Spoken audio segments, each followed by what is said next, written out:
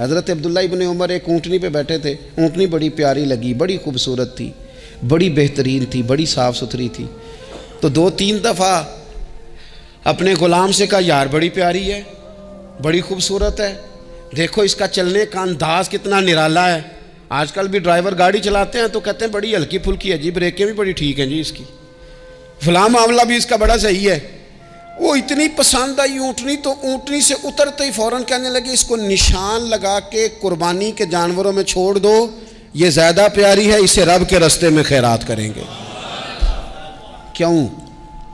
ایک باریک نکتہ صوفیاء نے بیان کیا ہے۔ اللہ کے نیک بندے کہتے ہیں کسی جگہ بھی تمہارا دل اللہ رسول کے مقابلے میں الجھنا نہیں چاہیے۔ کوئی ایسی چیز جو رکاوٹ بن رہی ہو، رکاوٹ، وہ کیا کہتے ہیں، کچرا آ گیا ہے، اس کچرے کو لوگ ٹھیک نہیں کرتے، کہتے ہیں نکال دو تاکہ معاملہ صحیح رہے۔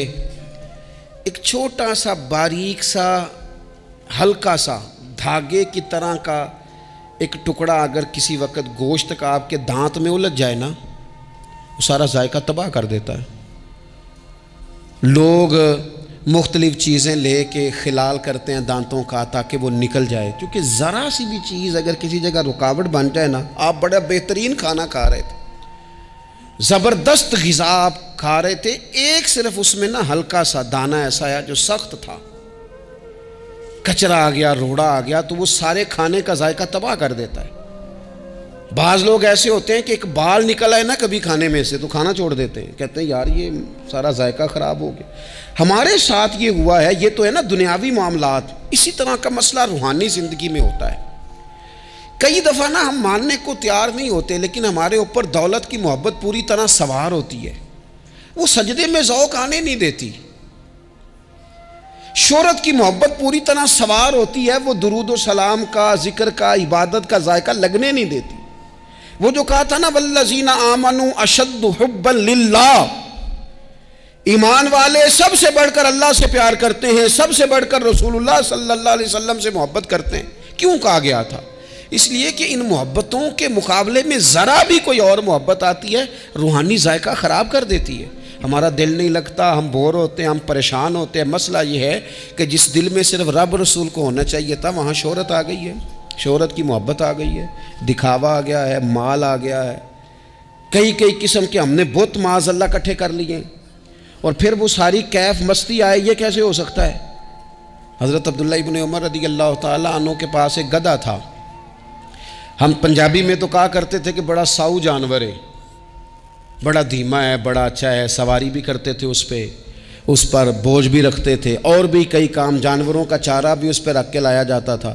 بہت سارے لوگ اس کی تعریف کرتے تھے کہ ظاہر ہے اس وقت یہ جانور ہر گھر کی ضرورت ہوتے تھے، لوگوں نے بڑی تعریف کی کہ جناب یہ گدھا بڑا اچھا ہے، بڑا عمدہ ہے۔ اب بعض چیزیں ایسی ہوتی ہیں جن سے دل لگ جاتا ہے۔ کچھ نوجوانوں نے گھروں میں بلی رکھی ہوتی ہے، گھوڑا رکھا ہوتا ہے، جانور رکھے ہوتے ہیں، ان کی پوری توجہ انہماک، ہم دیکھتے تھے دیہاتوں میں کہ بزرگ اگر کہیں چلے جاتے تھے سفر پہ تو وہاں سے بھی پیغام بھیجتے تھے کہ گائے کو چارہ ڈالا کہ نہیں، بھینس کو نکالا کہ نہیں، تم نے باڑے سے دھوپ چھاؤں کا خیال کیا کہ نہیں، وہ چیز ذہن میں آ جاتی تھی۔ حضرت عبداللہ ابن عمر رضی اللہ تعالیٰ عنہ وہ گدھا چونکہ بڑا پیارا تھا، بڑا اچھا جانور تھا اور بڑے کام کرتا تھا، بہت سارے معاملات گھر کے اور کھیتی باڑی کے اس کے ذمے تھے، تو گھر والے بھی کہتے کہ اس جانور کی وجہ سے بڑی خیر ہے، بڑے کام ہو جاتے ہیں، آپ کا بھی خیال تھا۔ حضرت عبداللہ ابن عمر ایک دن گھوڑے سے نیچے اترے یا اس گدھے سے نیچے اترے تو خادم کو بلا کے کہنے لگے اسے لے جاؤ اور بیچ کے پیسے اللہ کے رستے میں خیرات کر دو۔